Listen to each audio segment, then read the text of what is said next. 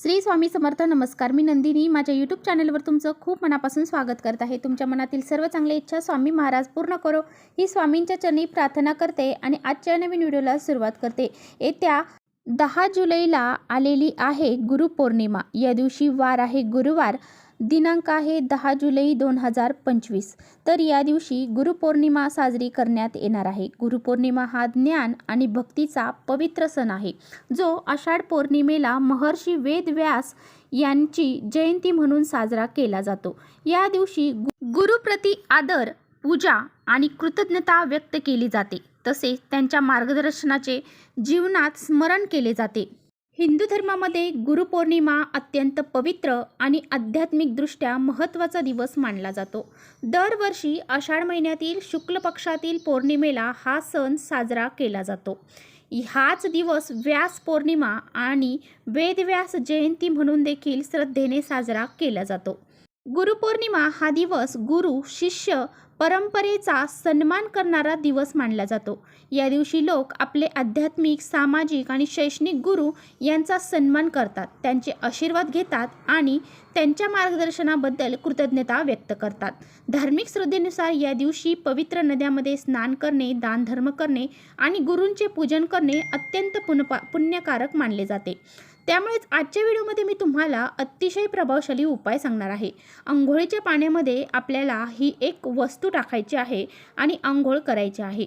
या एका वस्तू टाकून जर आपण अंघोळीच्या पाण्यामध्ये अंघोळ जर केली तर आपल्याला पवित्र गंगेमध्ये स्नान केल्या इतकं पुण्य प्राप्त होते. त्याचबरोबर आपल्याकडून कळत नकळत जी झालेली पापे आहेत तर ती सुद्धा नष्ट होतात आणि जीवनामध्ये सुख, शांती, समृद्धी ही निर्माण होते. इतका हा पवित्र आणि अत्यंत महत्त्वाचा दिवस आहे आणि ह्या दिवशी असं स्नान करण्याला विशेष महत्त्व दिलं जातं. तर जे काही उपाय आहे तर तो मी तुम्हाला आजच्या व्हिडिओमध्ये सांगणार आहे. त्यामुळे तुम्ही व्हिडिओ स्किप न करता शेवटपर्यंत नक्की बघा, जेणेकरून तुमच्यापर्यंत योग्य ती माहिती पोहोचेल. आपल्या चॅनेलवर जर नवीन असाल तर चॅनेलला सबस्क्राईब करा आणि असेच नवनवीन माहितीपूर्ण व्हिडिओ पाहण्यासाठी बेल आयकॉनलाही प्रेस करा. म्हणजे मी जेव्हा कधी नवीन व्हिडिओ अपलोड करेन त्याचं नोटिफिकेशन सर्वात अगोदर तुम्हाला भेटेल आणि तुम्ही एकही व्हिडिओ मिस करणार नाही. त्याचबरोबर खाली कमेंट्समध्ये तुमचे जे काही गुरु असतील तर त्यांचं नाव तुम्ही लिहायला विसरू नका. व्हिडिओ आवडला, माहितीपूर्ण वाटला तर आपल्या मित्रपरिवारांसोबत नक्की शेअर करा. तर पहा, आषाढ महिन्यातील पौर्णिमा तिथी सुरू होईल ती 10 जुलै रोजी रात्री 1:37 आषाढ महिना तिथी समाप्त होईल ते 11 जुलै रोजी रात्री 2:07. या वेळेनुसार गुरुपौर्णिमा सण हा 10 जुलै रोजी 2025 या दिवशी साजरा करण्यात येणार आहे. तर पहा, आपण जेव्हा आपल्या जीवनातील जे गुरु आहेत तर त्यांना आदरपूर्वक वंदन करतो.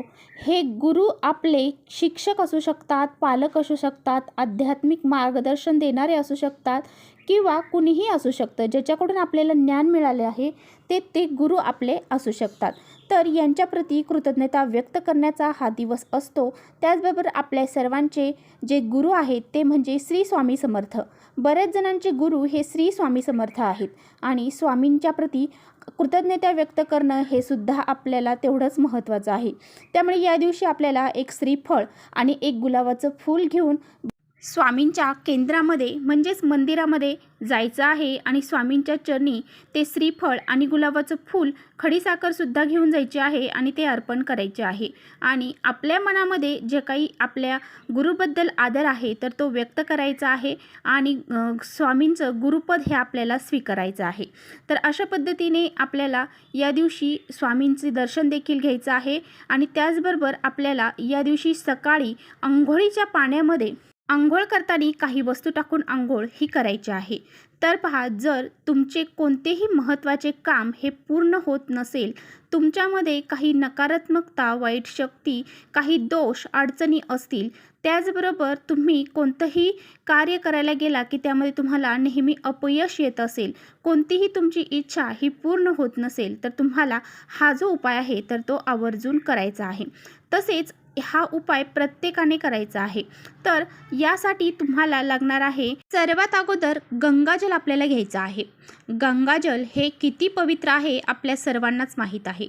हे गंगाजल तुम्ही पवित्र गंगेमधून घेऊन आलेला असाल ते तुम्ही वापरू शकता. नसाल तुमच्याकडे तर तुम्ही पूजेचे साहित्य मिळते त्या दुकानामध्ये हे गंगाजल तुम्हाला मिळून जाईल. अगदी 30 रुपयापर्यंत ही बॉटल मिळून जाते. त्यातलं थोडंसं गंगाजल तुम्हाला अंघोळीच्या पाण्यामध्ये टाकायचं आहे. त्याचबरोबर या दिवशी गुरुवार आहे आणि गुरुवार हा दिवस अतिशय पवित्र आहे आणि गुरूंचा दिवस आहे. त्यामुळे या दिवशी आपल्याला अंघोळीच्या पाण्यामध्ये आपला गुरुग्रह बळकट करण्यासाठी चिमूटभर हळद देखील टाकायची आहे. त्याचबरोबर तुम्हाला अंघोळीच्या पाण्यामध्ये थोडंसं कच्चं जे गाईचं दूध असतं तर ते तुम्हाला टाकायचं आहे. जे तापवलेलं नाही असं कच्चं दूध आपल्याला अंघोळीच्या पाण्यात चम्मचभर टाकायचं आहे. त्याचबरोबर आपल्याला एक पिंपळाचं पान जे आहे तर ते अंघोळीच्या पाण्यामध्ये टाकायचं आहे. जर तुम्हाला शक्य असेल तर पिंपळाचं पान तुम्ही या दिवशी तोडून आणू शकता किंवा अगोदरच्या दिवशी देखील तुम्ही पिंपळाच्या झाडाखाली पडलेलं जरी असेल तरी ते पान तुम्ही घेऊन अंघोळीच्या पाण्यामध्ये टाकू शकता. तुम्हाला जर या गोष्टीपैकी कोणती एखादी गोष्ट टाकणं शक्य नसेल तर काही हरकत नाही. जेवढ्या वस्तू आपण टाकू तेवढ्या टाकायच्या आहे.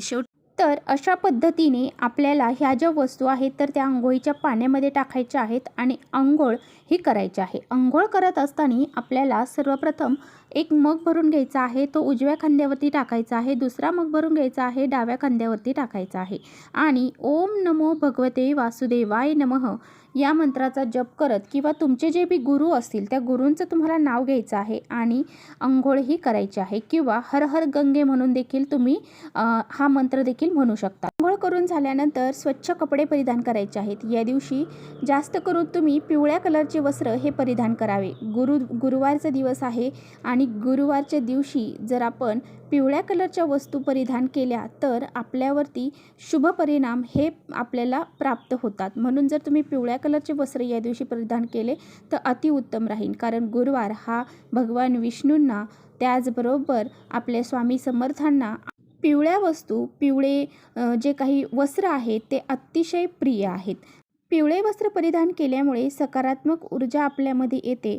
त्याचबरोबर आपण जे काही स्नान केलेलं आहे ह्या वस्तू टाकून त्यामुळे आपल्या आतमध्ये सकारात्मक जे ऊर्जा आहे तर ती सामावली जाते. जी काही नकारात्मकता आहे तर ती बाहेर पडते आणि त्यानंतर तुम्हाला तुमच्या देवघरातील देवांची विधिवत पूजा करून घ्यायची आहे. या दिवशी तुमचे जे काही गुरु आहेत आपले सर्वांचे गुरु जे असतात तर ते स्वामी समर्थ महाराज असतात. तर ते स्वामी समर्थ महाराजांचे आपल्याला या दिवशी त्यांच्या मंदिरात जायचं आहे किंवा तुमच्या घरामध्ये त्यांची मूर्ती असेल किंवा फोटो असेल त्यांची विधिवत पूजा अर्चा करून घ्यायची आहे. स्वामी महाराजांच्यावरती तुम्हाला अभिषेक करायचा आहे. मूर्ती जर तुमच्याकडे असेल तर त्यावरती अभिषेक घाला. पिवळ्या कलरची फुलं अर्पण करा. त्याचबरोबर स्वामींना आवडणारं जे हिना अत्तर आहे त्यांना ते लावा. त्याचबरोबर त्यांच्या ज्या काही आवडत्या वस्तू आहेत म्हणजेच त्यांना नैवेद्यामध्ये घेवड्याच्या शेंगांची भाजी आवडते. त्याचबरोबर बेसनाचे लाडू आवडतात तर ते त्यांना नैवेद्य म्हणून तुम्ही या दिवशी दाखवू शकता. तसेच या दिवशी बऱ्याच जणांचे गुरुचरित्राचे पारायण जे आहे त्यांची समाप्ती असेल. त्यांनीसुद्धा गुरुचरित्राचे पारायण समाप्ती झाल्यानंतर आपले जे काही गुरु आहेत भगवामर्थ तर त्यांना तुम्हाला एक श्रीफळ एक नारळ अर्पण करायचं आहे. त्यांना मनोभावे नमस्कार करायचा आहे आणि गुरुपद हे त्यांना आपल्याला द्यायचं आहे. अशा पद्धतीने हे जे काही आहे तर ते आपल्याला गुरुपौर्णिमेच्या दिवशी आवर्जून करायचं आहे. त्याचबरोबर औदुंबराच्या झाडाची सुद्धा या दिवशी तुम्हाला पूजा करायची आहे आणि काही वस्तू मी सांगणार आहे तर ते पुढच्या व्हिडिओमध्ये मी तुम्हाला नक्की सविस्तर सांगणार आहे. आता इथेच थांबवते माझा व्हिडिओ थोडा जरी आवडला असेल तर नक्की लाईक करा. चॅनलवर नवीन असाल तर चॅनलला सबस्क्राईब करा. परत भेटूया अशाच छानशा व्हिडिओसोबत. तोपर्यंत श्री स्वामी समर्थ.